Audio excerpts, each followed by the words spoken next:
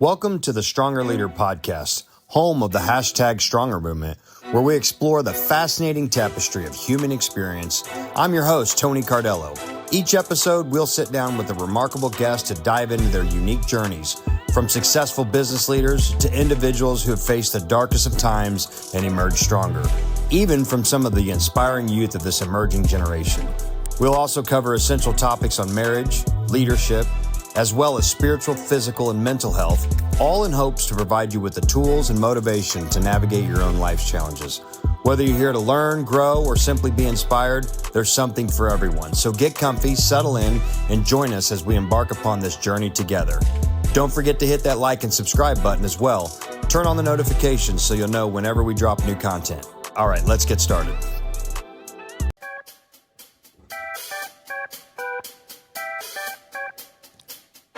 Welcome to another episode of the Stronger Leader podcast with your host, Tony Cardello. And the crowd goes wild. You got a great crowd there, Tony. I'm here with my man, and I'm just going to go ahead and prophesy. Future governor of Maine, Owen McCarthy. Owen, what's up, my man? Tony, I am thrilled to be here. From the great state of Maine, snow's coming down, Christmas is coming, the kids are fired up. Like this is a great time to be here. Yes, absolutely, man. Well, this is going to be a really, really good podcast. This is going to be a new angle for me, and I'll get into that. And I was thinking on the way home here prior to this, just some things that make this kind of cool and unique and fun and funny at the same time. And, you know, I got to start out and say, number one, the premise of what we do at the Stronger Leader is, you know, it's primarily a men's ministry. We want to lead men to be better men, you know, by leading with biblical truth and things like that. But, you know, we do this all in with a secular approach with business and things like that. Right. It's not, you know, I don't walk around with a Bible in my hand and be like, "You're nice cross in the logo." Yeah, right. So there's just some subtle hints here and there, you know, the Jesus beard, you know. Yeah, you wear the sandals at the dealership. Yeah, no, I would. So anyway, you know, and you're obviously a leader, a man. Your business, you know, now, but your influence, and I think that you're trying to do something positive in the world, especially in your world, with your influence and what you're doing, and that's kind of what we're about, you know. And so I think that you're going to be a great addition to the show here and what you bring about. My son's watching; he's interested, really. Hey, why don't you go get on the other headphones over there and you can listen in? You don't have to talk. I got my 10-year-old that's. I love it. That's taking notes here. Go over there and go put the headphones on and listen. Huh? Just go ahead. He's going to have the Stronger Teen podcast here. Well, so if you see the TC2. Yeah. So he's my junior. So Tony is. So that's I added the 2 secondary after I'd started this because he was asking me. I was doing these videos in the morning at 5:00 in the morning before we go to the gym. He's like, "Dad, what are you doing?" I'm like, "Man, I started this new deal," and I looked at him like, "You want to do it with me?" He's like, "What do I do?" I was like, "Man, I don't even know what I'm doing." I don't. Yeah. We're gonna co-create together. Yeah, we'll figure it out together. So he doesn't get a lot of the videos. He's a little shy still, but he is my like executive producer. He'll be like, "Dad, no, too much, too pushy on that one. Like pull back on the tone a little bit." You know, he's like, the TC2 is really can give you some like direct feedback. That's what we need sometimes. Yeah, for sure. So, so Owen is recently running. You know, there's so many layers to Owen's life, but most recently he's running for coming up. And I was trying to think about what year is the actual election. So where we're at. So running for governor of Maine. The primary is in June of next year, which is in a couple. Like next year's in a couple of days. For the record, we're close. And the general's in November, and the term would start in 2027. Elections in 26 would start in 2027. Got it. So Owen's running for governor of Maine, and you know, the reason why I'm really going to enjoy this podcast is because I have never gotten involved in politics, and I don't know how much of my backstory you know. I've had some significant darkness. Went to prison and got locked up, and you know, so my to vote. What section of your life was that, Tony? Like, how long of your life were you in that kind of dark mode? Yeah, so pretty much my entire life, to be honest with you, up until I was about 37 years old, I led a pretty significant life of drug use and darkness. And, back when I was in my early 20s, though, is when I got arrested and went to federal penitentiary for 46-month prison sentence. And that was where it was the highlight with legal issues. And then later I stopped selling drugs and got out and led a fairly decent life, got married, kids, all that, but still dabbled in the party scene and never got involved into like criminal life and criminal activity again, but I was self-destructive. And so that later led to my epiphanic moment on January 16th of 2016 when I got saved in a hotel room, strung out. And I'll share that whole story with you another time. I got our book's coming out January 16th of this next year. It'll be my 10 years of sobriety, and I'm releasing my book. Yeah. So it'll be really cool. Well, I'm looking forward to that. And I have a related story my best friend that I could tell now or along the way that about how faith saved him from drug addiction. I love it. Yeah. So that's great. And so anyway, so Owen and I got together because I'm now, as you guys most know, I work for the McCarthy Auto Group, and I'm a platform director running several stores. And Owen's brother does what I do also for the Auto Group and runs some of the stores. And so he's what I would consider kind of my right-hand man, my counterpart, and, said that you were doing this. And I thought it would be awesome to have you on here. You're, a man of faith. You're a leader. You're a family man. You just you embody a lot of the things that we stand for here. And I think you'll be an awesome addition. And then also what I think is really unique about both of us is we both live lives in a realm where in the public eye, we're kind of, there's a lot of scrupulous imagery of politicians and car dealers. Oh yeah. Yeah, exactly. Yeah. And so I like that. They're at the end of a joke usually, right? Like, right. So we're the start of a joke. You got a car dealer and a politician on a podcast. You're like, where's this going? Yeah. We're going to be honest. I promise everyone. Yeah.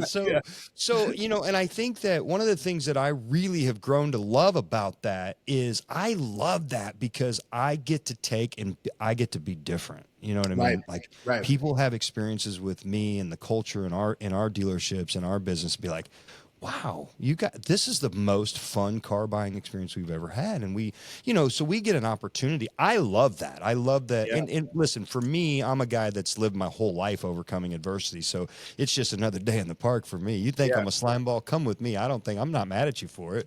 Let me just show you otherwise. We'll work through that. Yeah, for sure. And so I think that equally on your side of the table there as a politician, I think that challenge of being different is something that is what's going to give you an edge. Like, let me show you why I'm a different politician and some of the things that you do and the actions that you say, or the things you say and the actions you do. So I think this will be cool. We'll bounce off each other with some of those things. Yeah, for sure. And for me, a lot of that comes from my roots, right? Like a lot of it goes back to roots. And for me, my brother Evan, we grew up in the woods of rural Maine, right? You go to Bangor, Maine, which is north central of the state. You drive 100 miles north near the Canadian border. So more moose than people maybe up there, right? Like there's 800 people in the town we grew up in. Our dad was a logger, and it was this like self-sufficient, tight-knit, take care of each other community that we grew up in, that while we grew up in a trailer on our grandfather's land, we didn't realize that we didn't have a lot because of the community we came from. And we learned what hard work looked like. And we learned what like getting up and pulling yourself up by the proverbial bootstraps, as they say, like could look like. And that foundation mixed with opportunity in front of us, in front of me, mixed with great mentors, coaches, mixed with faith was a recipe to like go on and accomplish things, and one I want to give the next generation of Mainers. Yeah, that's great. That's a great way to pull all that together for sure. So let's do this for our listeners that are out there. Let's start out with just that's basics. Who's Owen McCarthy, man? Where are you from? Where'd you grow up? Let's tell our listeners a little bit about yourself. Well, so it's Patton, Maine, born and raised.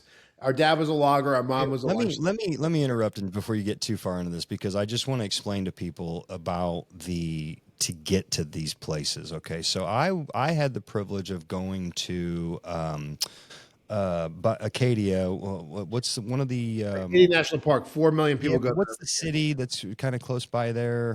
Well, Mount Desert Island or Bar Harbor. Bar Harbor. Okay, so that's what it was. So we had a 20 group, the Honda group that I belonged to. We were in Bar Harbor. Yeah. And this was the very first time. So you got to go to 2 or 3 of these meetings consecutively, and then this group votes you in if they want you to be part of the group. So it's kind of a big deal, right? So this is my first meeting. We just signed up for this Honda group, and so me and my wife fly out, and this group is like a powerhouse group. I mean, these guys are making a lot of money, and we're a very small store in this big group. And so we get to DC, and this is that. And then our flight to Bangor was the last flight of the evening, gets canceled. Okay. So that's number one. So you're in for challenge. Yeah. So they said 5 a.m. tomorrow morning is the first flight out. Get on that. It'll probably go. It'll be fine. So, okay, cool. Well, I figured we missed that one. There's a couple, whatever. We got all day tomorrow to figure this out. Right. Well, we get there, the 5 a.m. flight. I start looking at the board at DC. Everything cancel. It's that morning where CrowdStrike, that software. Oh yeah, I remember that. Yeah. The whole freaking air industry, right? Problem. Yeah. So we're stuck in DC. I can't even get to Maine, and I'm looking. I ended up buying like $3,000 worth of plane tickets, one-way flights, trying to piece a flight together to get me as close as I could. And then I was going to rent a car and drive the rest of the way. Anyway, as it turns out, I was able to finally get to Bangor, but I missed the first day and a half of meetings. And there's only 3 days of meetings, right? So we get there, and the guys at the group were like, bro, like, you're gonna be in this group. There's no one in here that would have had the resilience to get. I would have just turned around and went home. And I'm like, I was determined to get here and be part of this group. And so from then on, it was just so it was kind of cool the way it all worked out. But yeah, that was my first experience with Maine. I was like, man, it's gorgeous here. I just don't know if I ever want to come back because of what the flight was to get here. So it takes plane, train, and a mule to get to these remote places. So that's just some perspective so you guys understand the area of the world, but it's gorgeous. They're second most rural place in the country, Tony. Maine is. So it's very rural. It's actually the only state, and this is a good trivia fact, only state in the United States that was settled from west to east. Right, so everything else went the wild, wild west. We have the wild, wild east in Maine, right? Yeah, they went farther. Holy cow, there's more. Yeah, it keeps going, right? So there's some frontier land out there, even though it's on the East Coast, right? So, so small town. And when I was growing up, the schools in Maine were fourth in the country. We were educating our students well. I was a benefit of that. Evan was a benefit of that. Went on to the University of, actually, funny story. My dad is blue collar guy, barely graduated for high school, but one of the wisest guys I know. I remember when I was 15 years old, I was out changing a truck tire, a big log truck tire. You take the rim out, you put another one in, etc. And and it took me twice as long as it should on a Saturday. And we had to be somewhere. I forget where we had to be, baseball practice or something. And he's standing over my shoulder, and he looks at me and he goes, "Owen, look, you're not very good at this. You're going to have to go to college and get some sort of degree because this is not for you." Okay. So I love the trade. I'm a big trades guy. I'm just not very good at them. So you got to know where you're good at. Yeah. My oldest brother. Where do you fall in the lineup? I'm the oldest, and Evan's the youngest. It's just okay. So it's funny. So I have an oldest brother, and I'm the youngest. The bookends. My dad had almost exact same conversation with my oldest brother, who's a very successful businessman. He said he was working on his car or doing something when he was 16, and he said, "Hey, hand me that crescent wrench," and he hands him a screwdriver, and he comes out from underneath the dolly, from underneath the car, and he looks up at him. He goes, "Son, you better make a lot of money."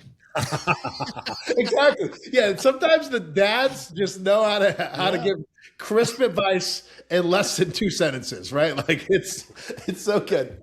So I did. I went on to the University of Maine and studied engineering there, and I was fortunate enough, act of God, to get the Pulp and Paper Scholarship, which is a heritage industry of Maine that was free school. So I went there for free.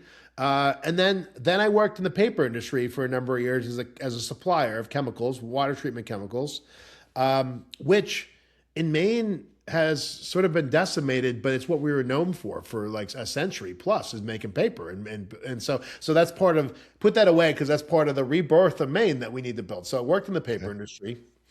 And then my wife was in an optometry school. She's an eye doctor. She's from Western Maine. So we got a lot of Maine through and through. Was in Boston, and we were down there for 4 or 5 years. And I had a mentor of mine that convinced me and coached me into getting into the Harvard Business School. Like a rural Maine kid, parents barely graduated from high school, town of 800 people, sitting here with like senators' sons and CEOs' daughters, but like being like realizing that talent, like if you're out there and you're talented, you can compete with anyone. You just need to find a way to get in the room, right? Like, and have the opportunity. And that was a realization I had at that moment, is just because you don't come from anything doesn't mean you can't compete with these people. And so, was there for 2 years, then became an entrepreneur because, actually, a funny story there. I told my wife, I said, "Hey, Holly, I'm going to start a company instead of go work at an investment bank or a consulting company." And she's like, "Oh, and why? Like, I thought you were going to make a bunch of money." I'm like, "Well, wait."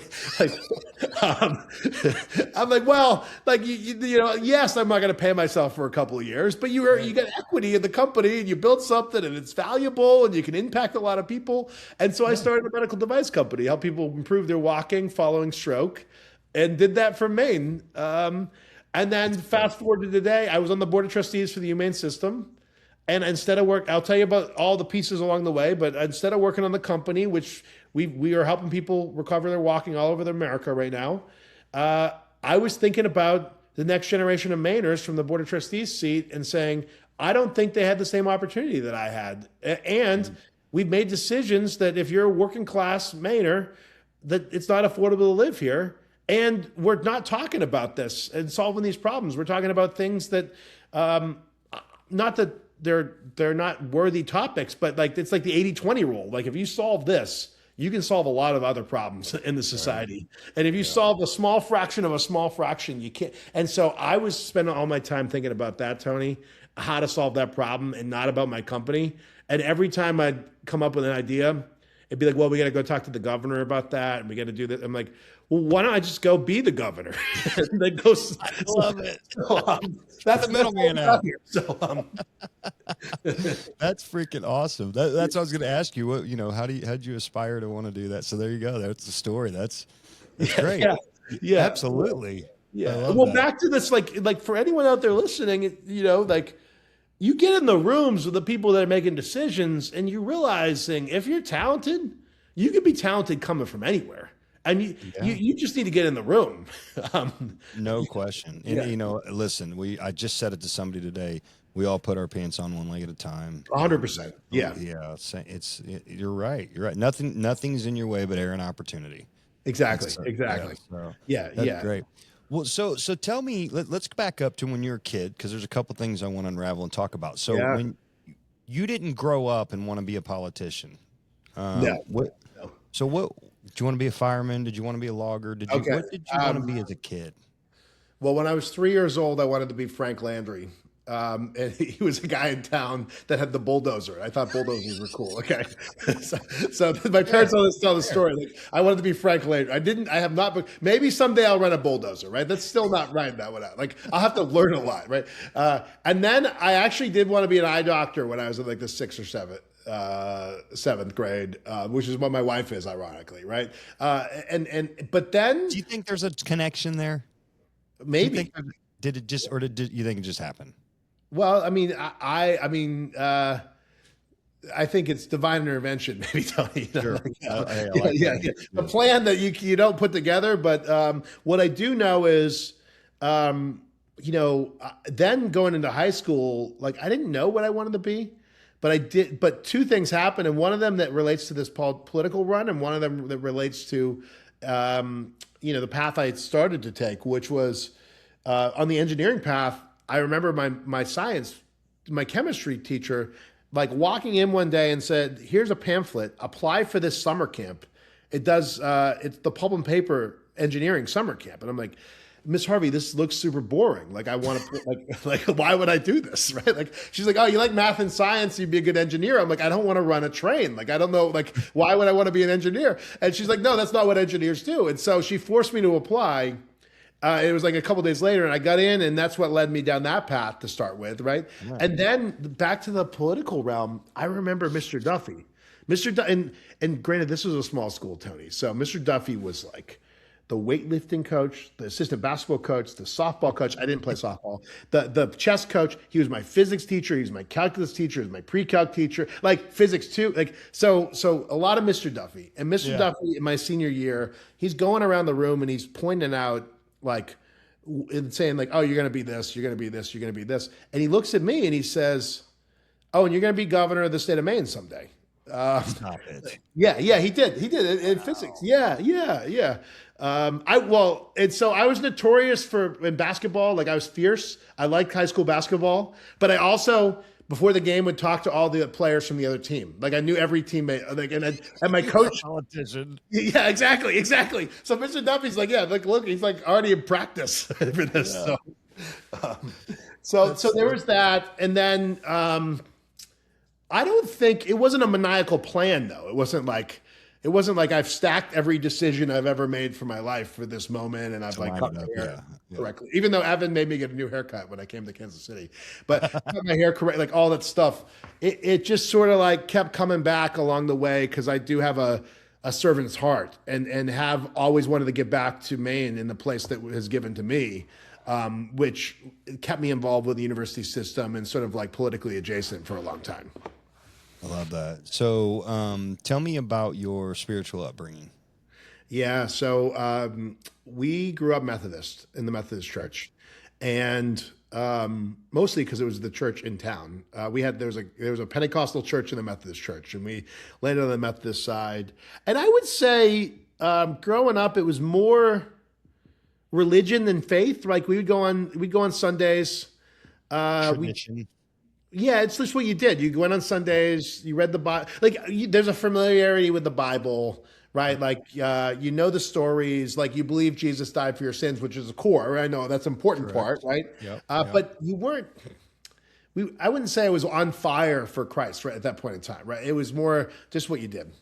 There were some lost years in college, and mostly lost. Like I just wasn't engaged with religion or faith. My wife is one of the reasons that is basically the reason I got back engaged, like and back into faith, and more into religion and then faith, right? Which how long have you been with her? We got together in 2009 to start. And how old are you now? 37 years old, Tony. Okay. Yeah. So it was like what is that? 16 years? No, wait, hold on. 25. Yeah.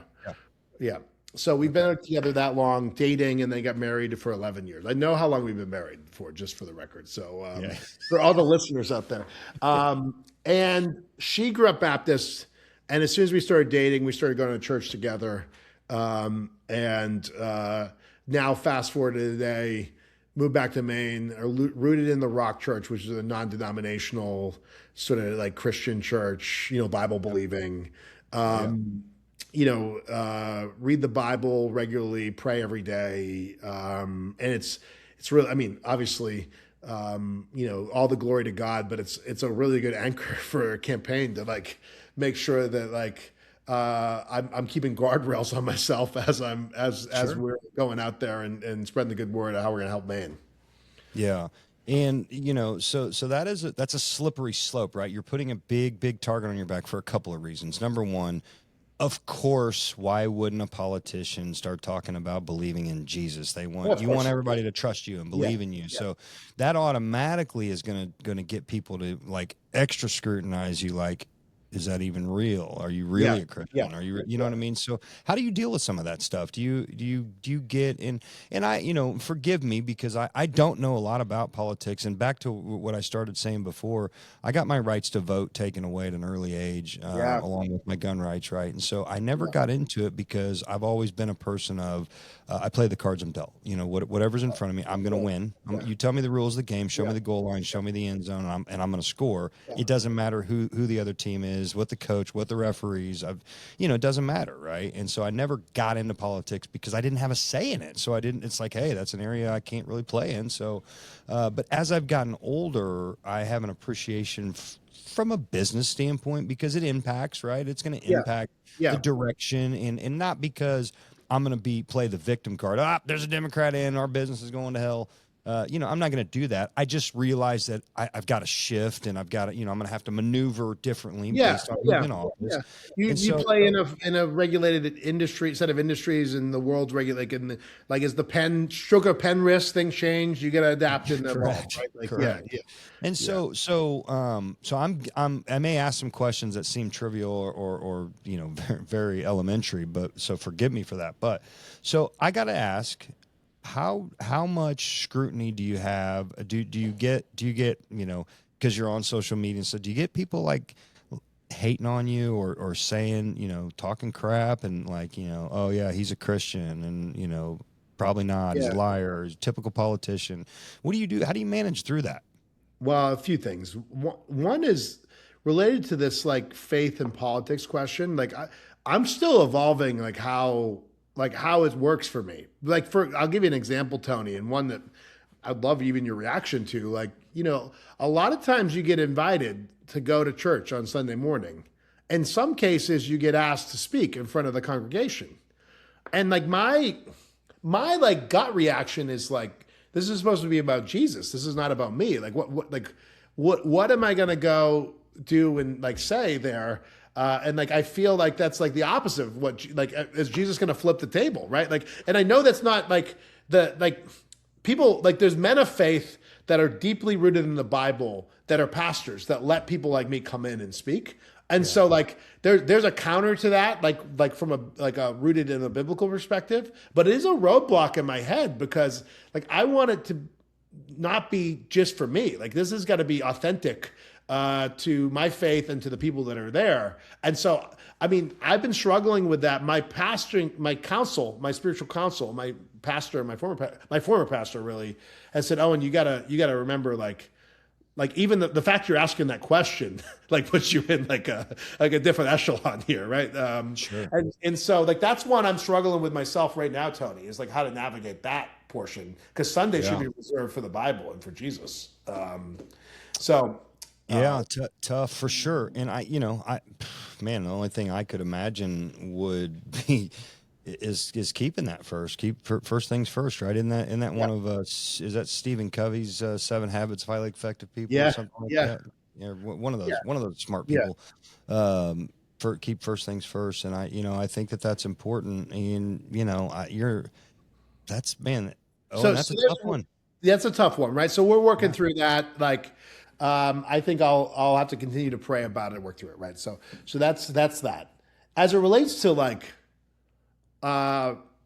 people online, I mean, it kind of the social media kind of brings out the worst of us, no matter what, right? And what I've learned is no matter there is like a spiritual warfare thing going on, but also no matter, even if it's Christian faith or whatever it is, there's going to be a counter argument. Right. Like I could be up here in a blue shirt and someone could be like, wow, the guy only wears blue shirts, which I do wear a lot of blue shirts. Like he's anti-red shirts, right? That's a problem. Like what is going on? Right. And like, they like tear you down. And so I think, the thing I've learned is the only difference between building a company and launching a political campaign, in my opinion, the two differences are people start to hate you for like really like their preconceived notions of you. And two is you get lied to a lot more. I think that's the two things that I think a lot of the other principles seem like building a company from scratch, to be honest. I could see that. And the more you talk through this, I can totally relate even as the car dealer. People blast us on and for the record, I want to say this publicly so people understand this. Yeah. Most good car operators, and I'm going to speak definitely for us, but I've worked at a lot of really good car operators, man. And we absolutely bend over backwards for our customers, and we have so much legal paperwork and so much that protects us from just telling them to pound sand. Hey, you signed it. I don't care. You didn't realize what you bought. You signed it. Go pound. But we don't do that. Like we err to the side of doing the right thing. Like, wait, and then these people still, you car dealers are all your thieves, your crooks. I'm like, you customers are thieves and crooks if you really want to know the truth. Well, and it's you probably find it's a lot worse when they're behind the keyboard typing it out. Oh, if they come and they talk to you and you call them and et cetera, right? Yeah. Oh yeah, for sure. Have you seen those videos where you'll have like a Doberman and a Chihuahua on the either side of the glass, and they're like just going to town, and then somebody opens the door and they just both look at each other like, oh no, we don't. There's no problems here. Yeah. I have to pull this out. Like I'm gonna. That's typical, like the keyboard warriors. You get somebody, you put them face to face, like, oh hey, yeah, no, it wasn't that bad. Yeah, well, I've done that before. Like people have been blasting online, and I'll I know them or I know of. I'll call them, and then they're like, oh yeah, I mean. Like it was a little harsh, maybe, right? Like, okay, good. Good to talk to you. Thank you. I just want to talk through this like a reasonable human being. Correct. Listen, I think that in most cases, I still maybe I look through rose-colored glasses, and I tend to do that a little bit, but I still have faith in humanity. I think that if you 100%. Give people, Steve Jobs said it best. Yes. He said, I have a general belief in people's intelligence. If you just give them the technology and put it in their hands, they'll figure out how to use it. Because he was criticized for the level of the technology that went into the iPhone. They're like, nobody will ever use it. He's like, trust me. People are smarter than you give them credit for. Yeah. And I think people are better human beings than we give them credit for. Just give them an opportunity. Yeah. And show them the way, right? Like I think, and there's two ways to really, also like as leaders, there's two ways to motivate people, right? Like one way is like fear, right? Like, and that's not my strategy, but you've seen the leaders that do that, and like everyone's walking on eggshells, but and they might not maximize performance like long term for someone, but they might get someone to do a task, right? Like, and that's one way. Military. Yeah, but that's not my way. But like that, and like even in political world, that's how you motivate. Like you scare them, and people want to follow that, right? Like you see that all over the place. There's many examples of that across history, right? The other way is you give them credible hope for the future, right? Like, and you still need to be based in reality, right? You need to address the hard facts and whatever they are, and you need to understand those and have a shared set of those, and then talk about either individually or as collectively as a group how we can get to a better future. And like those are the only real ways I know to in masses motivate people. Yeah. So let's talk about your journey in this political world. Like, what was the turn? Do you remember a turning point where, like, you know what, I'm gonna do it. I'm gonna be the guy. Like, do you remember the moment, kind of, when you decided I'm gonna do it? I don't remember a moment. Right, okay. I remember thinking, like I said, I was on the trustees, and I was thinking about. Sort of boring stuff, which is like how would we create 5,000 new high-paying jobs in the States? And so this talent that's graduating doesn't have to leave, right? Like, which is not a political talking point, right? Like, it's not like those are hard to soundbite, but I was thinking about that and what's the strategy and what are the pieces and how do we fit into that? And we need to be known for something as a state. Like boat building is one I'm really excited about, like building for the future of the U.S. And so was doing that. And it just came to the point where that was where I get maniacally focused on something, and I would spend all my time thinking about that. And then I talked to Holly one day, and I was like, "Hey, I think I want to run for governor." And she was a hard sell. Again, she's like, "Wait, you're not going to make any money, right?" Like, not that Holly's all about the money. Like, she just goes through the checkbox. All the stuff, right? And I was like, well, eventually I will when I win. And she's like, well, what about the scrutiny? And I'm like, well, let's think about it. Let's work through the process. Let's meet some other people. And so from that point, it was probably like a 3 or 4 month process as a family to think about, does this make sense? Though I had already, and I had started to talk to my like next circle of friends, like to be like, okay, am I nuts? Right? Is this just me overselling myself, or is there a there there? And everyone was saying there's a there there, but I'm a skeptic, so I'm like, yeah, but they're just telling me that because they're my friends, right? So I go to the next layer, and I go to the next layer, and then I got people that have done this before, or that were like, well, it'll be hard, but like you have the right story, the right background, your head on your shoulders, you can go raise the money, which has become increasingly more important. And, we sort of worked through that. And by the time we went through that 3 to 4 month process, Holly was convinced, and I had a whole army of people that were like, oh, and you should go do this. That's cool.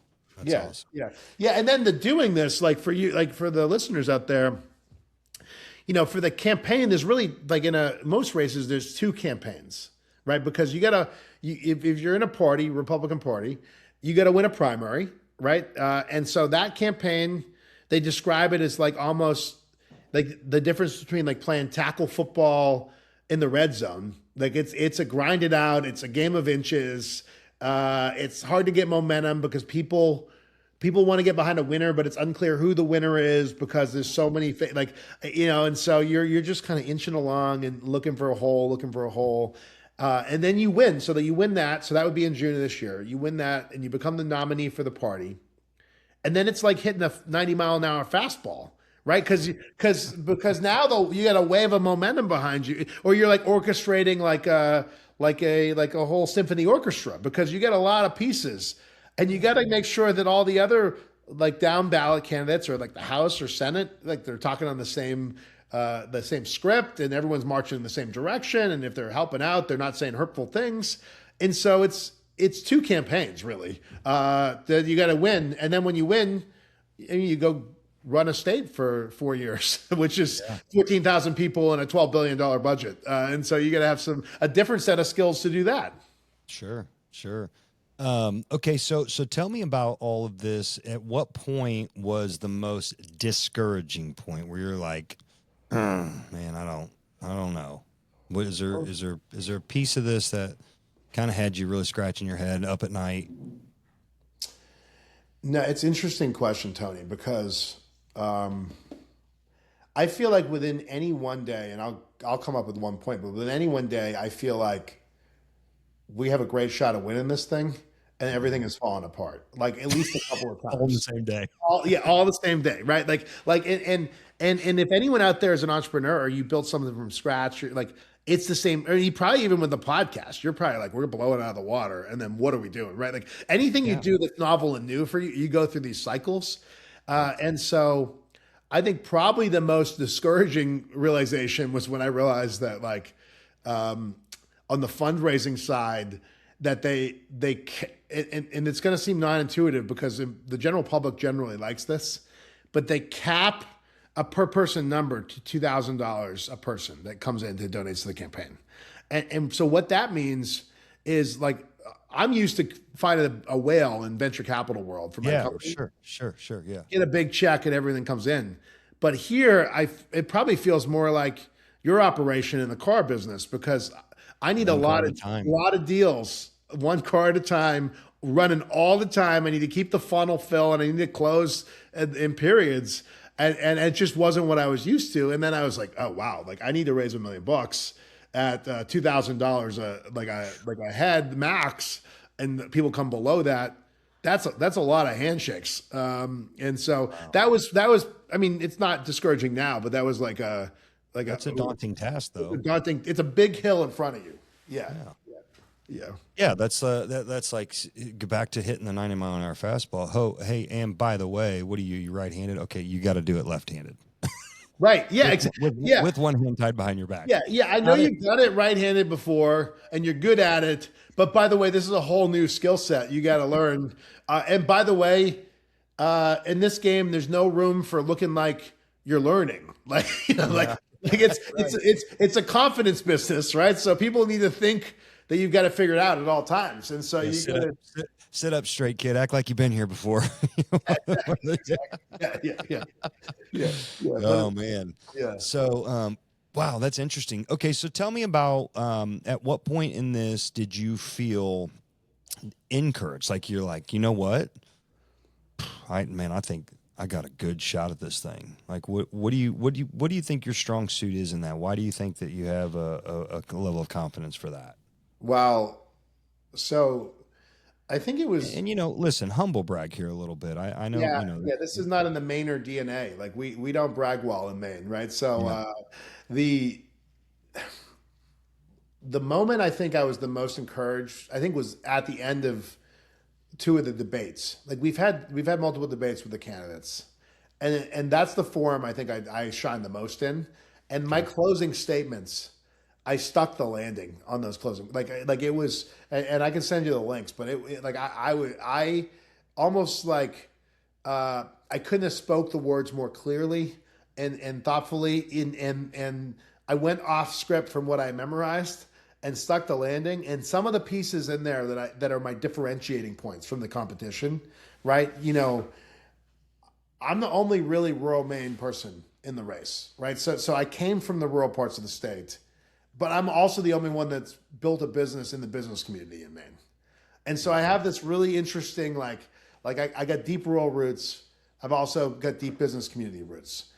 I can talk to anyone about sawmills, which is my background in heritage, pulp and paper, or I built a software company or software, right? So it's really this like I know the past, I can relate to the people, and I know where the future we need to go as a state, right? And that bridge to there, I think that I'm uniquely qualified for because of those 2 points. And then 3 is I am not, as we've discussed, I'm a political outsider, but I'm an insider to the state of Maine. Like I know the Maine well, I know the people well, and I think in this moment in time, the one thing that I can tell you that I feel from the people in Maine and probably across the country is what's been happening hasn't been working, and they want someone that's going to come in with a new approach and a new set of backgrounds and ideas.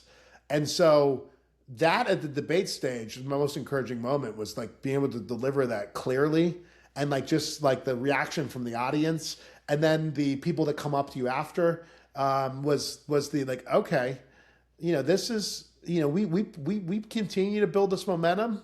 We're going to win this thing. Yeah, you start coming into yourself a little bit, like, all right, yeah, a little swagger. Yeah, a little swagger, right? Yeah, like we can do this. So I think that was the one moment, Tony. That's great. That's great. There's a saying that the pastor, I attend Life Church. I'm sure you're familiar with Pastor Craig Rochelle, big church in the country. And he does a leadership podcast first Thursday of every month. And one of the things he always says that everybody likes a leader who's real and not always right. And I think that, having those relation points where, you came from the blue collar, that's your upbringing. You lived in a trailer, right? You didn't, you weren't born a governor's kid and, come up, in politics your whole life, and how to speak well in front of people. This is all learned behaviors and through some authenticity, which I think is even a brighter point for you. So that's super cool, man. I love that. Would you consider yourself, I feel like I'm garnering a little bit of an understanding of your character. Would you consider yourself a little altruistic in terms? Yeah, I think I remember meeting with this guy. He's since passed, but he was a mentor of mine, Sean McKenna, when I was right around when I founded MedRhythms, my company, and graduating business school. And I did one of the, I think it was Strength Finders, like one of those leadership tests, right? Like, and I sent it to him in advance. And he prints it out and he writes all over it. And he's like, Owen, like, you have a very like save the whales mentality. I'm like, Sean, I don't really care about the whales. Actually, he's like, that's not what I mean. It's like you were set up to go and want to do things for other people, right? Like, but my recommendation for you is to start by building a company to do that. Like, you can still do good and do well in the world and financially get yourself in a good position while you do that. before you go on and do the public service stuff that you might want to do someday. So I think that bent is always there, but I also attribute it to I have way more fun the more complicated the problem looks, and like the more that it's non-obvious the answer, and that I feel like a detective on the case, right? Like you learn a little bit, you put the pieces together, and then you like all of a sudden you're like, oh, you do it that way, and like it makes all this difference. And then you go and you get rally people around it and behind it. Like that's super motivating to me. Like the ability to go do that. It's not even the outcome on the other side. It's like I'm attacking a big hill. And so I think doing that while helping others has been sort of, I mean, I built a healthcare company, right? Like that's has been a theme throughout. So I think you're spot on based on that. And Sean McKenna said that a long time ago, and I was still looking for another breadcrumb, the paper that he printed out. I think I have it, and I do think also this is the first time I've ever said this, but I think on the top he wrote like governor ? Like someday, like on the top of that paper. Yeah. So I gotta find it. I've been looking for it. So these I call those God winks, you know. I'm so rooted in my spirituality that there are, and you know what I've really grown to love, and you probably, you know, how far and devout are you in your faith walk, and for how long have you been? Now I know you had it early on in your life, but as a real follower of Christ and just, you know, loving on fire for really Jesus, in how long has that been? 2016. When we came back to Maine, we got engaged with the Rock Church. I started doing a morning every Tuesday morning at 6 a.m., which I hate getting up. I'm a night person, not an early person. Like 6 a.m. Bible study with the pastor who was a former like Air Force pilot or whatever, right? And we would just we would read through the New Testament and then repeat and discuss. And then Eric the pastor Eric would press us to go, okay, now that you're here, now you need to go lead your own small groups and go shepherd other people and bring them along. So it was really like 2016, the Rock Church, and really, you know, Pastor Eric, the Air Force pilot, taking me under his wing, no pun intended, that guy, that's really grown my faith and is when I went really from religion to faith in my mind, when I was more about relationship with God than just the ritual of religion.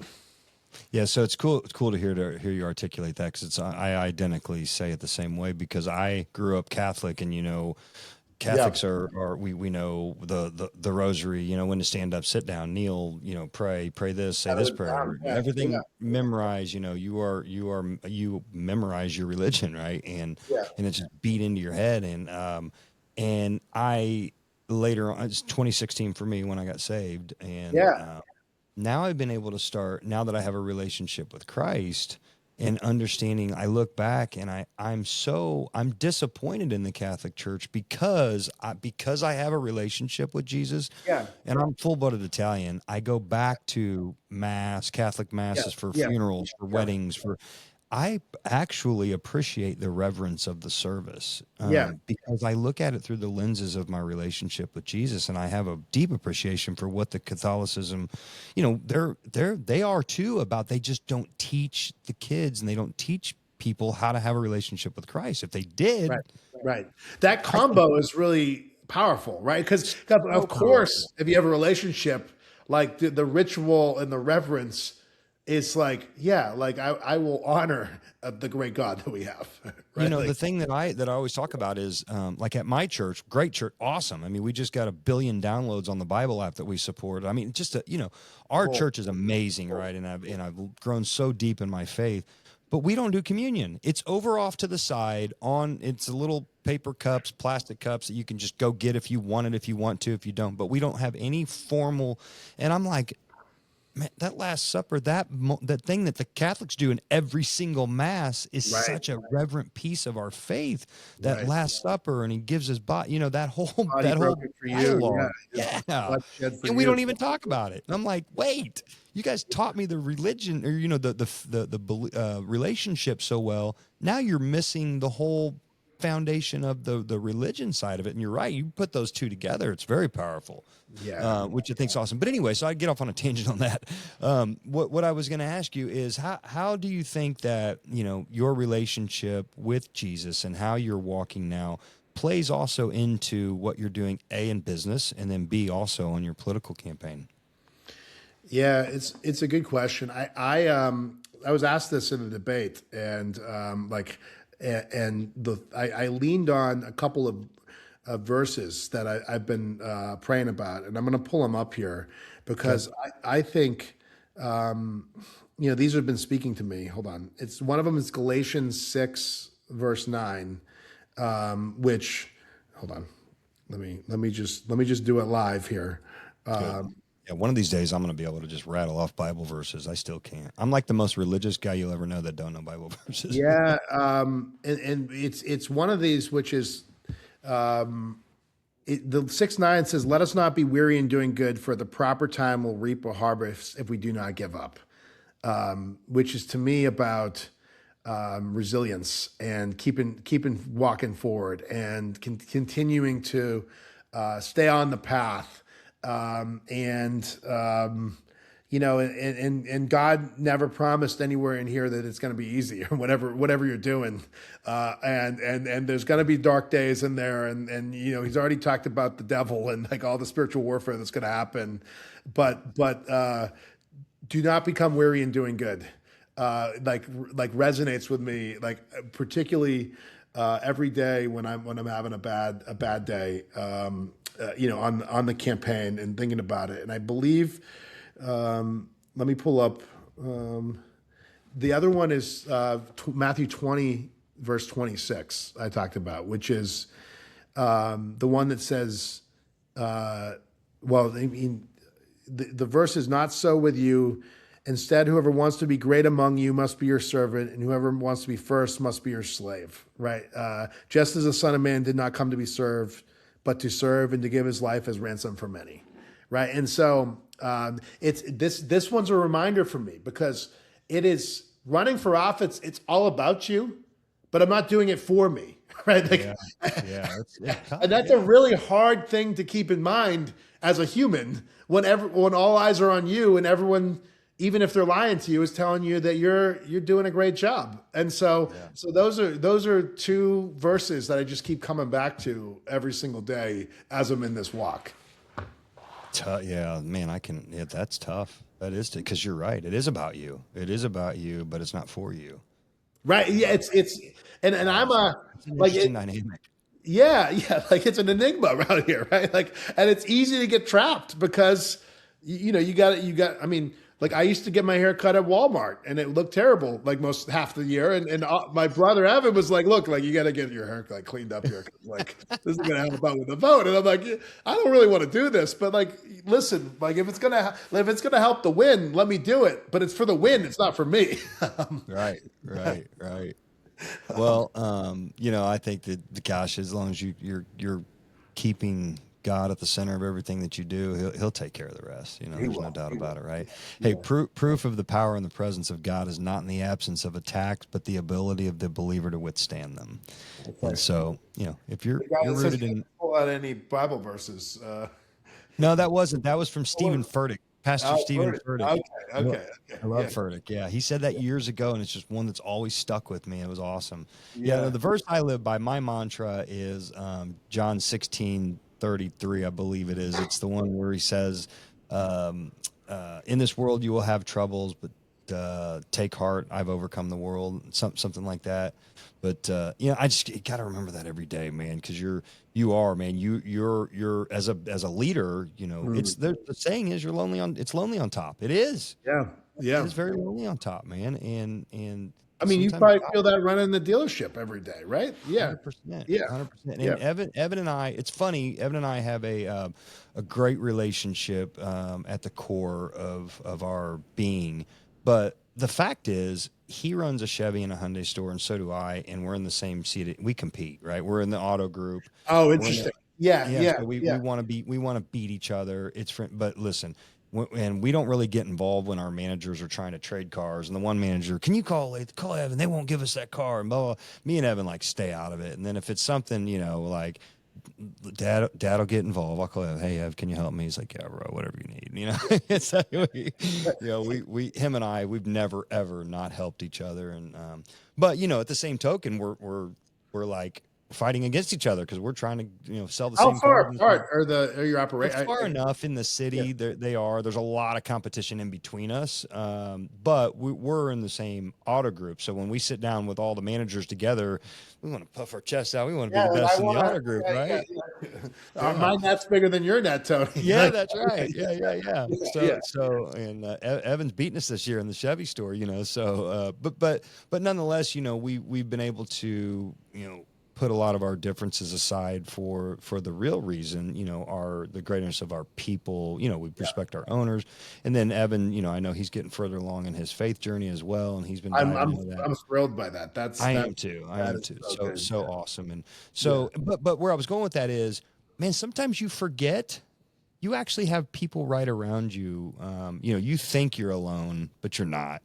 You're not. You take a minute, look around. There's people right there walking beside you that are there and honestly care.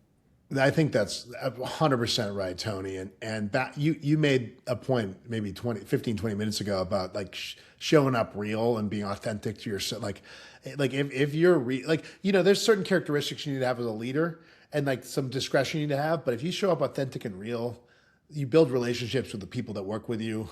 And they're right there with you. I remember my company, MedRhythms, and we went through a period of time where the market had downturned from the funding perspective because we raised $60 million outside funding for the company over time because the medical device, you spend a lot up front for R&D and building it and trials, all this stuff before you start to make money on the other side, right? Mm-hmm. So we're there. We had crossed every major milestone, including I think we just got the product through the FDA, right? Like celebration time. The market for investment which we needed to commercialize had gone down, and it was hard to get money. And we only raised it was like $15 or $16 million into the company, but we set out to do 25. And we'd moved from R&D to a commercial organization, so a different time. So we had to do some layoffs in that period of time. And that was heartbreaking for me as the founder of the company because these people had been right there. But it's like it was we needed to survive to thrive. And I two of the most meaningful moments happened in the company. Like one of the things and this person's still a friend, we get in the meeting to say hey, we're going to move on. We have to move. Here's the situation. And they were their reaction wasn't to be mad. It wasn't to be sad. It was like, oh, and this must be really hard for you. How are you doing? And I'm like, look, I am I don't want you to be nice to me or kind to me right now. This is tough. But to that point, people were we had been transparent with them that this might happen. And they were right there. And then on the other side, all of that, the people that were left were rallying and being I'll pick up this and I'll pick up this and I'll do this and let's go to the next level. And it was amazing to see. And your point is so good. There's people there right beside you that are bought in, that care about you as the leader. You just need to let them in sometimes. Sure. Yeah. That's great. That's just such great advice. Yeah, that's right. Even some of your subordinates, 2 and 3 people removed, could be some of your biggest cheerleaders, and you don't even know it. Yeah. I've been actually when you think about government too. One of the guys I've been studying, because Maine's a Democratic state slightly. I'm running a Republican. You need to work together with people in that setting, right, to get anything done, or you're going to be gridlocked, right? Right. And one of the guys from Massachusetts was this guy, Charlie Baker, who was the most liked governor in America, Republican and Democratic state. And I read his book, and the first chapter was people or policy, right? You can have as good of ideas as you want, you can have the best plans you want, But if people aren't implementing them and you're not doing them, then your policy is falling apart and it's not going to work. And that's the same in government and business and anything you're doing. Like, people come first. They're the front line of making sure that things actually happen. Yeah, no doubt. So, what has been on your campaign trail? What do you feel like's been your most challenging point so far? Do you think is there anything that you I don't want to say a weakness, because then anybody listening may try to exploit that. But what's an area that some opportunity that you're trying to get better at for good reason, right? That, like, it's a lot of guys may try to go to their strengths heavier and exploit their strengths and try to hide the weaknesses. What are maybe some areas that you want to, in that altruistic fashion, you want to get better at, so that if and when, we'll say when you are elected, these aren't weak points for you. These aren't sticking points. These are areas that you're going to continue to get better at. And what would you say those would be? Well, it's interesting you say that, because I got to answer this in two pieces, because what it takes to win a campaign is not what it takes to govern a state. Does that make sense? Like, they're almost like completely separate skill sets, right? And like, unfortunately, which is sometimes why you get like politicians that people are really excited about that don't do anything, right? Because they don't know how to govern, right? Or the ones that would be the best to govern, like, can't get it off the ground, right? And I think I've had the, I've had the hardest time, and I'm working through it, but the model that's won and wins eyeballs in the political world is anger and division, right? Like, you come out like you're fiery, and that, like, you're going to go fight and you're going to take down the other side, and the other side is like, you list the verb and they're screwing you, they're doing this, they're doing that, and etc. And like, let's go, and everyone gets fired up. They get their wrenches out. I don't know why I have a wrench right here. They go to town, right? Like, yeah, and they go right. Like, and so that's not me. Like, that is not me. Like, I am like, if I tried to get better at that, like, baby Jesus. Oh, I got a little Jesus over here. The same one, like, I got one at church. Someone was like, "Do you want a little Jesus in your life?" And I'm like, "Yeah, that's good. Yeah, sure, why not?" And so that's not me, and that is a weakness. If people are looking for that, like, if they're angry and they want that, but what I've had to get better at is explaining, almost like Ronald Reagan was, which is like, you can be upbeat, optimistic about the future, address the hard facts, happy, kind, and still be a warrior, right? Like people want people that are going to fight for them, and I will fight. It's just, I'm not going to do it with anger. I'm going to do it with determination, resilience, and focus, right? Like, I just said this morning in my manager's meeting, because I had to temper my tone a little bit from how I felt last night. Because I texted the guys, I said, "Hey, we need to meet tomorrow morning, 8:30. Be there. Don't be late." My tone of where I was in my head was way different than the delivery that I ended up being able to sleep on it, right? But I lead like this, and I tell my guys all the time, and pardon my language here, but you can be assertive and not be a dick. Right. Exactly. Yeah.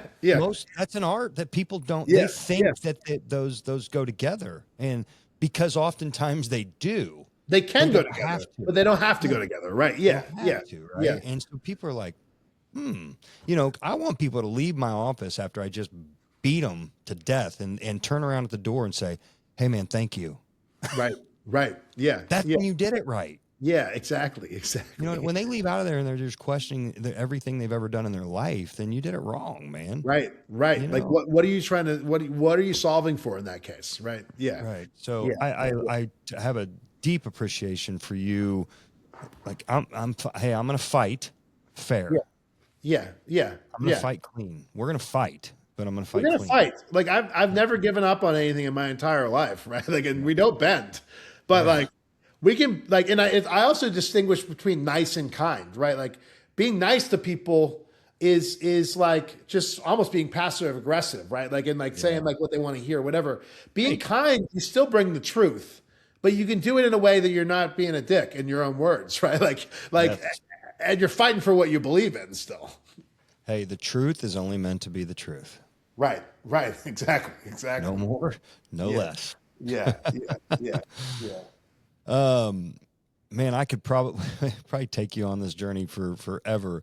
Tell me, first of all, I want to make sure this isn't the Tony Cardello podcast. It's the Stronger Leader, and it's with the cross in the background. I obviously have a deeper mission behind my mission, and everything I do is to lead people to be. Give me the why. Like, tell me. I probably should have listened in one of the episodes, but like, what was the spark that led the Stronger Leader to happen? So I work with a psychologist on an ongoing basis. His name's Dr. Wayne Chappelle. He's kind of a life coach, mentor to me. Yeah. He's the team doctor for the Oklahoma City Thunder. Okay. So high level performance. Unbelievable. They're unbelievable. Yeah, right. They just won, right? They won last They year. won, and right now they're having an epic season, maybe unseen before. And I get to understand by working with him the developmental side of the culture that of what he's instrumental in helping with. So I feel like he's going to make me an NBA champion one day, in my own accord. So I work with him. I knew the ceremony. Yeah, right. So he said, all right, here's what we're going to go over today. We're going to write down all the traits, the character traits that you want to be known for. So when you step into your businesses and people see you and know you, what do you want to be known for? Yeah. So we started writing them down: honesty, integrity, hard work, perseverance, all the things. So got about 20 character traits written down. He goes, okay, here's your homework. I want you to take all these, boil it down into an acronym, something that you can remember. Just keep in the back of your head, something you'll remember. Well, and if you know anything about me, if Evan's told you anything about me, I don't do anything just half-ass. I do. If it's worth doing, it's worth overdoing. That's my wife's motto. I love it. Yeah, you're extra. You're extra. I love it. I'm extra too. So I love it. Yeah.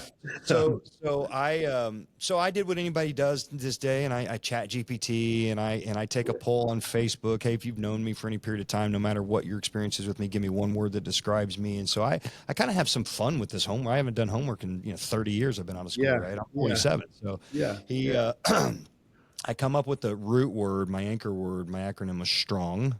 Okay. But I had 2 R's. I had resilient and relentless, and I couldn't, those are both me. And I had to even look them up. I'm like, maybe they're the same word. I'm like, nah, they have different meanings, right? And so I looked and I'm like, man. So I went back to him the next call. I said, hey, here, I'm at a sticking point. This is what I got. I don't really want to get rid of one of these R's, but I kind of want to complete the project. He said, let's do this. You don't have a word. I can't even remember what it's for. For this, so why don't we add an ER? You do stronger. And so stronger, I'm like, perfect. He goes, then you can keep both R's. So stronger, #stronger is this movement that I started, right? And it's spiritual, trustworthy, resilient, open-minded, noble, genuine, encouraging, and relentless. And that's me, right? That's what and so what do? After that call that night, I get on the internet, on my phone, I order 1,000 silicone bracelets with the #stronger. Okay. Extra. We're back to extra. I love this. Yeah. So that wasn't enough. A couple of days later, I'm like, I gotta have a website. So I look, stronger.com's taken. I'm like, okay, so what am I doing here? I'm a leader. So I get on GoDaddy and I'm looking up all these different domain names that were available. So the Stronger Leader is what I ended up with. And I'm saying God, it was divine, right? Led me to it. But and in fact, now I've grown to love it so much. I couldn't imagine it being anything else. It's perfect for me, the Stronger Leader, right? And that's what we're trying to mold. Even in women, we're trying to empower women to lead also, right? Yeah. And to hold us men accountable to be the men we're supposed to be, right?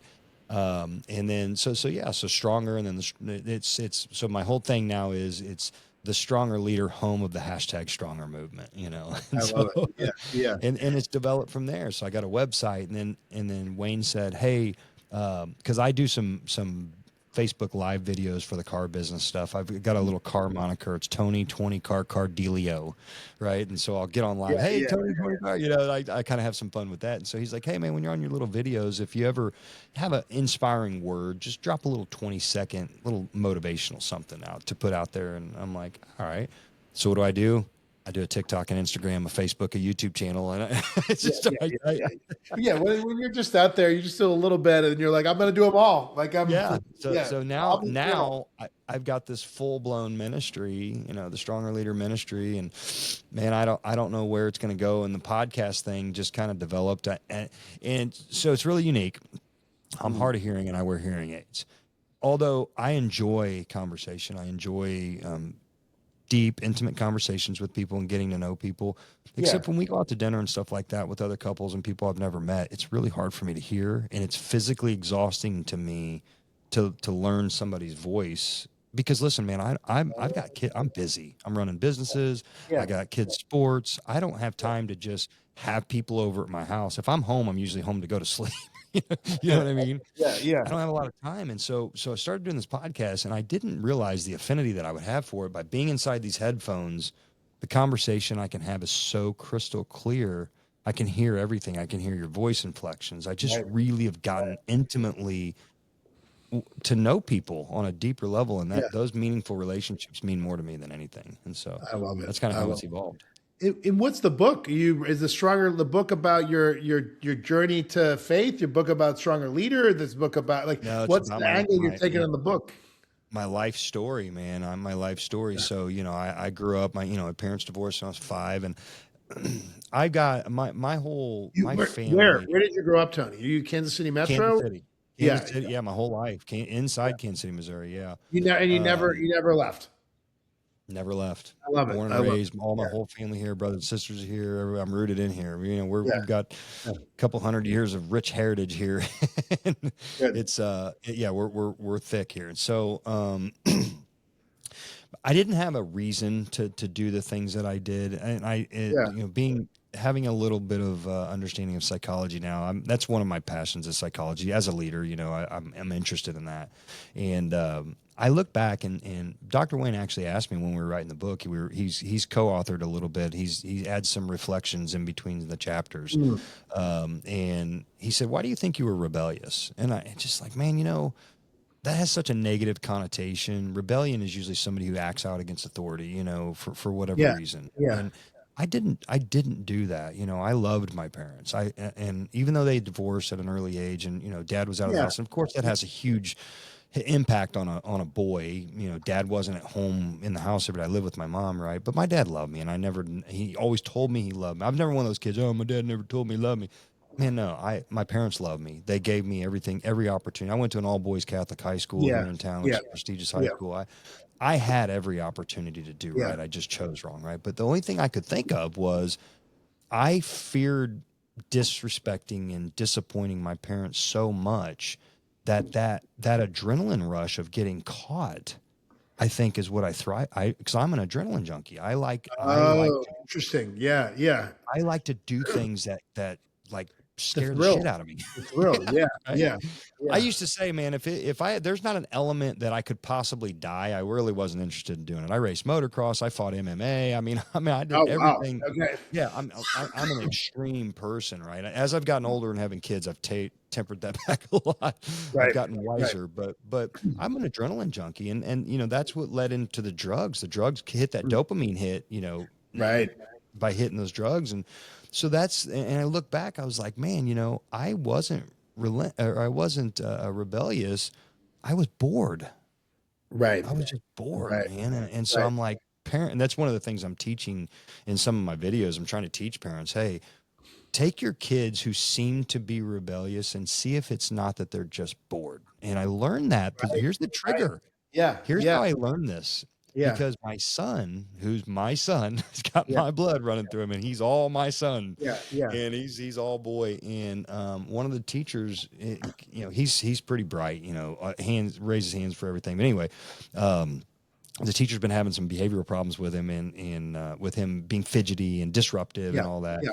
And we asked him, hey, buddy, what are you doing, man? Like, we're not that way. We're not rude people. We never have been. We're my wife's, she's a saint. I could go on about her, but just, he just doesn't have that in him. We're not rude people. And I go, buddy, what's wrong? He goes, Dad, I'm bored. And I'm like, I was like, that was it. I was bored. Yeah. Right. Like, I need more stimulation, everybody. Yeah. Is what it was, right? I needed stimulation. And so anyway, I don't know how we got off on that tangent, but so it's all that. Now my development of everything that I do now is I take an in and around approach. I'm like, wait a minute, it's like addiction. People are like, hey, you got to stop being addicted. No. You're not going to stop being addicted. That's who you are genetically. What you need to do is put something in its place. I put Jesus in the place of my addiction. Yeah. I'm addicted to Jesus now. Yeah, I love it. So I'm going to talk about my friend Jordan actually. And so, it's a sad beginning of the story, right? So him and I were best friends, growing up, and same town. Our moms were best friends from high school. Like we were born 4 days apart, right? So I spent many days up until like freshman year in high school with Jordan, like hanging out, like doing things. As we got near the end of high school, we took different paths, right? You heard my path. Yep. Jordan got addicted to drugs and then was in and out of jail and was dealing like this whole path, right? And then about 2 years ago, he was checked into this addiction recovery program called Arise Ministries by the Calvary Chapel Church. And the Arise Ministries in Machias, Maine is a 1-year residential recovery program where it's like church camp meets boot camp, right? They're like twice a day Bible study, twice a day workouts, right? So fast forward 1 year later, like Jordan is recovered, and then then he gets enrolled in their ministry program, and he's studying to be a minister, and he's in the process of that now, and he wants to go spread the good word of Jesus Christ on the other side of this, and he can squat like 500 pounds right now because he's a beast. A brother from another mother. Yeah. So this program is like a 60 or 70% success rate. Like it's one of the highest in the business. Because I think it's your point exactly. Like they bring them in and they insert Jesus, and these people on the other side that are recovered are on fire for Jesus all over the state of Maine right now. Until you've been there and you had nowhere to look but up, and you understand that, right?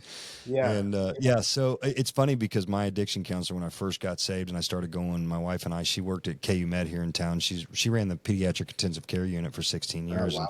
So she would go with me to these counselor meetings before her shift every morning. So we go 7 a.m. Thursday morning.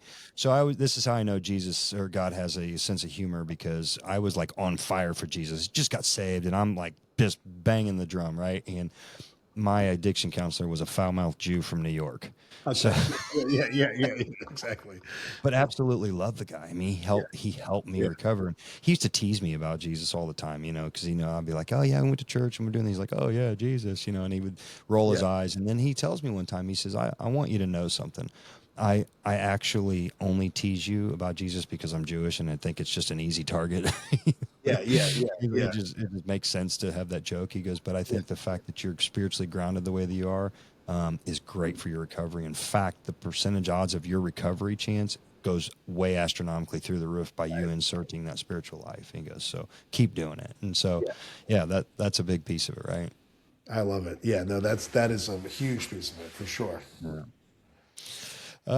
Okay. So, anyway, I got off on a tangent. I wanted to say, is there anything about this podcast, it not being me, this is, us out here doing the Lord's work. You're out here doing the Lord's work. You're trying to be, represent, the people of Maine in a world, but you're doing it with biblical principle, and you're doing it.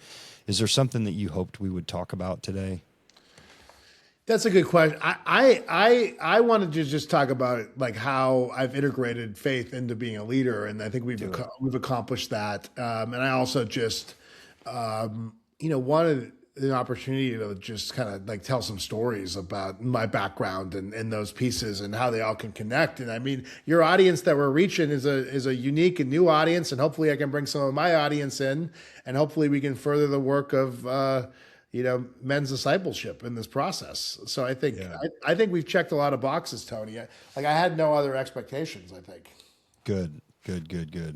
Well, the only question I always preface, I get a lot of people that especially the preparing type of people are like, hey, you want to give me a list of questions? I'm like, I don't know what I'm going to ask you. We're just going to see where the conversation goes. Oh, it's so funny you say that. So not to interrupt you, but I keep bringing this example up. They're probably going to hear me say this at some point. I was on one podcast that like every time I'd answer a question, they'd pause the podcast and then be like, oh, I think we're going to ask this question next. Are you ready to answer this question? And I'm like, oh my gosh, like you're killing me right now. I have my political team with me, this guy, and he's like, oh, Yeah. This guy is like, this is like gold. You can prep the question. You can say, I'm like, no, like I like this is like I feel like I'm a robot, like you said, like and it sounds robotic when you listen to it. Like I want to get into that you don't want to stand for. Correct. Like and also like it's boring, and we're in like an attention economy right now. And if you're boring, no one's going to pay attention. And so like I love the fact that it's just like you have some anchors, I'm sure, and then you let it go where it goes. Like that's the way to do it. That's it. Yeah. Some of it's selfishly motivated by me. I just want to get to know you. Yeah. Curiosity drives the tape, right? Yeah. For sure. Yeah. For sure. Yeah. Okay. So, I to not be, to falsify this entirely, I always do try to prep my, my guests with one question. And the reason I do this is Dr. Wayne had, one of the reasons he inspired me to do this, the podcast piece of this was he's like, your videos we don't know how long they're going to perpetuate into history. This could go for 100 years. So your influence, and that's the altruistic side of me. It's like, man, I want to continue to influence generations even when I'm not here. If my pain and the darkness and the suffering and the stuff that I went through in my life can do good even beyond me, how awesome is that, right? And so that's why I'm like, okay, well, I need to give my guests that same ability to also do that, right? And there's a video that I send to guys that I'm helping all the time, and my addiction counselor asked me, he says, hey, what's your role in the house? I'm like, well, I'm the man of the house. And by the way, this guy wouldn't let me breathe. Like, he would bury me if I said something stupid. He would just be all over me. Ultra accountability, which I needed at that time, right? And I'm like, well, my role in the house is to be the man of the house. And he's like, okay, well, what's that? I'm like, I think I know what I'm going to say, but he's going to bury me if I say it. I'm like, well, he goes, that's your homework. I want you to go home and, come back next time and tell me, what is a man's role in the house? And so I did what anybody did back then 10 years ago. I Googled it, right? What is a real man supposed to do, right? And I got this video from Lecrae, who is a Christian rapper. I love Lecrae. He did a sermon in some church in Atlanta, and it was, what a real man. And I still it was so impactful in my life. I send that video. I've sent it to probably no less than 1,000 people over the last Can you send it to me to follow? Like, absolutely. I'd love to watch. Yeah. It's a great sermon, and it just hit home, and so I remembered that, and I looked at that the other day, and it's 11 years old now, and I've been sober for 10 years, and so I'm like, that's so cool that this video that this guy did 11 years ago is still impacting people's lives today, and so. That's why this part here, this question it is important to me. It's important to me because I want to leave a lasting legacy, not for me, not for you, but for Jesus. I want to continue doing God's work even long after we're gone. So the question is, what message do you want to leave? If some timeless piece of wisdom or advice that can transcend time, that's going to be good 100 years from now, when a 37-year-old guy that's thinking about, doing something different with his life, and he listens to this. Yeah, so I would say beware of incrementalism. And what I mean by that is, it's never the wrong time to start doing the right thing. And you always do the next right thing, no matter who is watching. And when I say incrementalism, what I mean is that, if you're in one moment and you make a decision and it's slightly off your values, right? But it's not that far off. And you're like, okay, like that's not that bad. It's close, and you explain it away and you figure it out and you do that. You take that step. Well, now you made that normal for you, right? And then you're like, well, okay, I'm here. Like, I gotta hit my quarterly number or whatever. That, like, it came in on a Friday, or it came in on a Monday and not a Friday. Like, I'm just gonna backdate a little bit, right? Like, you do one more step that's like innocuous. It's not a big deal, and like you normalize. You make it normal. And then you wake up in like a couple of years, 5 years, and you're like lying to the public about something material that is a felony, and you have walked yourself in small steps to a place that is the problem, and whereas you think like it's the first step is not a problem, the first step is the easiest one to correct, because once you get out here, you've got yourself in a hole. And so beware of incrementalism, never the wrong time to do the right thing. I think will be timeless no matter what. And if golf exists in 100 years, another analogy is it's like your golf game, like even a few degrees, which I'm a terrible golfer, Evan's good, obviously, but even a few degrees off on your contact will have a major impact down the line. And it's the same principle here. So beware of incrementalism. That's such great advice. And, coming from my side of the table here, I'm just looking at my life, man. I smoked a lot of meth at the end of it didn't start like that. It started by having a couple of beers, right, and a bump of Coke, and it right. made it to where I was good the rest of the night. You know what I mean? Yeah. I didn't know that I was going to have a full blown addiction and marital affairs, and that wasn't the plan. Right. You didn't plan that out when you took the first step, right? Yeah. So it's such great advice. Yeah, it's one, and I remember thinking about that. It was in business school actually when I first heard that advice from my leadership professor, and it like they lay out cases of like people like taking like people that like you would deem to start good people that made a series of bad decisions that then became labeled bad people, right? Like. Like it's not good or bad people. Obviously we all have a sin nature. It's in those decisions that you make that where the real rubber hits the road. That's great. That's so good. I love that. Yeah. It's never too late. Say it again. It's never too late to do the right thing. It's never too late to do the right thing. Beware of incrementalism.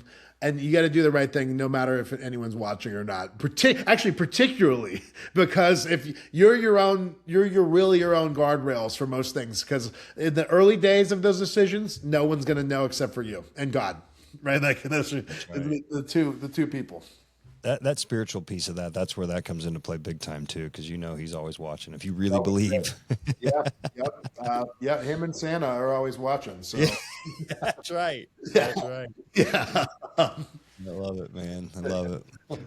Well, Owen, man, this has been super awesome, man. You've blessed me with some wisdom here, and man, I've really enjoyed this. I appreciate getting to know you too, Tony.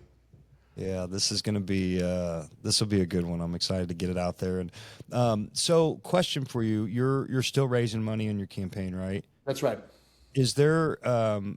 Send me a link. I think I have it. But send me a link that I can put in the description down below here. And so, for anybody that's watching this, if you want to contribute to the campaign, I'll have a link in there to where you can donate. And I will. www.owenfrommaine.com, and I'll forward it to you just to follow this, Tony, so you'll have it. Perfect. And then and I'll get that out. And there'll be some sound bites that I'll put. Are you on all the social platforms? All of them. Yeah. So I'll collaborate with you on Instagram, TikTok, all that, because when I do, I'll drop this whole thing into Opus Clips and it'll generate some AI I love sound Opus. bites. We're big Opus users as well. So. Love it. So I'll send those in. Man, it's been great, man. Thanks again, and I'm gonna do my little outro, and we'll buzz out. Hang out in the studio after I hit stop.